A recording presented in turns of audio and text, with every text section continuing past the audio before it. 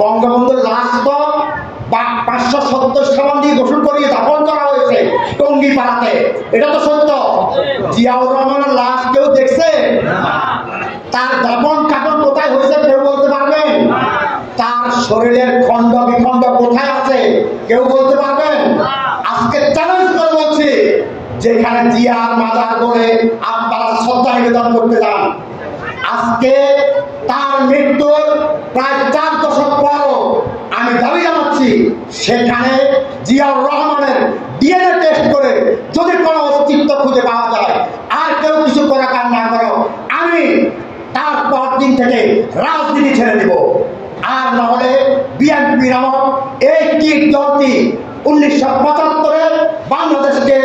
যেভাবে ষড়যন্ত্র করে দেশি বিদেশি ষড়যন্ত্রে বঙ্গবন্ধুকে হত্যা করে বাংলাদেশে স্থায়ী একটি অশান্তি সৃষ্টি করেছেন, এবং তার পরবর্তীতে বাংলাদেশে যারা 1971-এ মুক্তি মহান স্বাধীনতা যুদ্ধে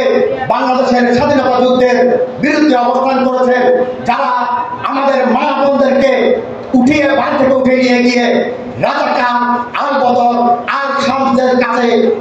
তাদের কাছে গিয়ে দিনের পর দিন মাসের পর মাস আমার মা বোনদের প্রতি পৈশাচিক নির্যাতন করেছেন, সেই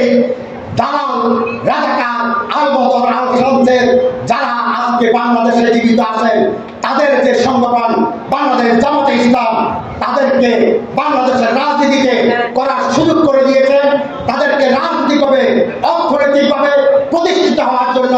বাংলাদেশে সুযোগ করে দিয়েছেন। সেই কাজ শুরু করেছেন মেজর জিয়াউর রহমান সাহেব। তাই বাংলাদেশ যতদিন থাকবে, বাঙালি জাতির ইতিহাস যতদিন থাকবে, বাংলাদেশের স্বাধীনতা যতদিন থাকবে, ততদিন মেজর জিয়াউর রহমান বাংলাদেশে একজন ষড়যন্ত্রকারী হিসাবে তার নাম এই বাংলাদেশের সাথে সাথে ষড়যন্ত্রকারী হিসাবে, চক্রান্তকারী হিসাবে, দুষ্কৃতিকারী হিসাবে। তবে আমরা এই জন্যই বলেছি 1981 সালে সেই হোসেন মোহাম্মদ আশরাফের উত্তরসূরিরা তাকে চট্টগ্রাম সার্কেল হাউসে সেদিন হত্যা করে খণ্ড বিখণ্ড করে কোথায় পাঠিয়েছেন সেই তারা বলতে পারবে, এবং যারা এই ঘটনার সাথে জড়িত তাদের অনেকেই আজকে বিএনপির শীর্ষ পর্যায়ে নেতৃত্বে আছেন। আজকে বেগম খালেদা জিয়া হত্যার বিচার দাবি করেন, আজকে তারেক রহমান সাহেব জিয়া হত্যার বিচার দাবি করেন, আজকে যারা বিএনপি করেন তারা জিয়াউর রহমান হত্যার বিচার দাবি করেন। আমি চ্যালেঞ্জ করে বলছি, আপনাদের যে বিএনপি এই দলটি বাংলাদেশে আর কোথাও খুঁজে পাবেন না, কারণ এখনো বিএনপি যারা স্থায়ী কমিটির সদস্য, বিএনপির প্রধান সভাপতি, চেয়ারপারসনের উপদেষ্টা যারা দায়িত্ব পালন করছে, তাদের অনেকেই জিয়া হত্যার সাথে সরাসরি জড়িত ছিলেন। আর এই বেগম খালেদা জিয়া স্বামী হত্যার বিচার না চেয়ে, তারেক রহমান পিতা হত্যার বিচার না চেয়ে, আর বাংলাদেশের স্বাধীনতা কি বিএনপি নামক এই সংগঠনটি তাদের নেতা জিয়াউর রহমান হত্যার বিচার না চেয়ে তারা বাংলাদেশের মাটিতে প্রমাণ করেছে অর্থের বিনিময়ে তাদের মায়ের সাথে মাকেও অন্যের কাছে বিক্রি করতে দ্বিধা করেন না, তাদের বোনকেও, তাদের সন্তানকে, তাদের স্ত্রীদেরকেও অন্যের কাছে বিক্রি করতে, সমঝোতা করতে বিন্দুমাত্র দ্বিধা করেন না। আমরা জিয়া হত্যার পর দেখতে পেলাম বেগম খালেদা জিয়া, তারেক রহমান এবং তাদের শুভাকাঙ্ক্ষী যারা বিএনপির শীর্ষ পর্যায়ে নেতৃত্বে আছেন, শত কোটি টাকার বিনিময়ে লেনদেনের কারণে আজ পর্যন্ত অদ্যাবধি কখনো জিয়াউর রহমান হত্যার বিচার দাবি করেন নাই। আজকে সময় দাবি এসেছে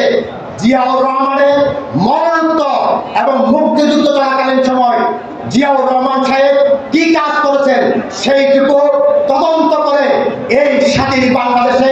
বর্তমান সরকারের কাছে আমরা আহ্বান জানাবো, মরণোত্তর জিয়াউর রহমান সহ তাদের সেই ষড়যন্ত্র চক্রান্তের সাথে যারা জড়িত তাদের মরণোত্তর বিচারের দাবি জানাচ্ছি। তার পাশাপাশি সেই জিয়াউর রহমানের রেখে যাওয়া কুলাঙ্গার সন্তান, সেই জিয়াউর রহমানের রেখে যাওয়া সহধর্মিণী, তিনি জিয়াউর রহমান সাহেব 1971 সালে যখন বাংলাদেশ স্বাধীন হয়েছে, তিনি